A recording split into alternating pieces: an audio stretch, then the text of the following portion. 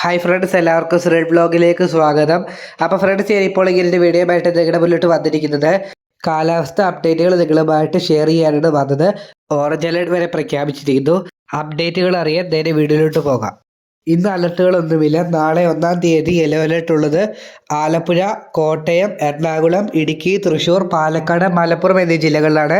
2-ാം തീയതി orange alert ഉള്ളത് എറണാകുളം, ഇടുക്കി, തൃശ്ശൂർ, പാലക്കാട്, മലപ്പുറം, കോഴിക്കോട്, വയനാട് എന്നീ ജില്ലകളിലാണ്.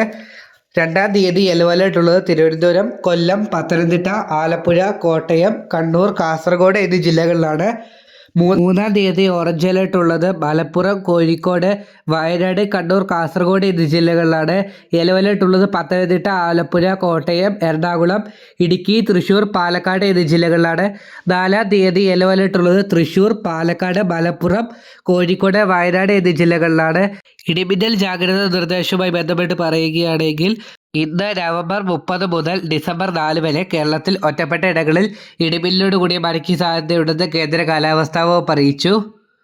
അപ്പോൾ ഫ്രണ്ട്സ്, ഇത്രയാണ് നിങ്ങളുമായിട്ട് ഷെയർ ചെയ്യാനുള്ളത്. അപ്പോൾ എല്ലാവരും ചാനൽ സബ്സ്ക്രൈബ് ചെയ്യുക. എല്ലാവർക്കും നന്ദി.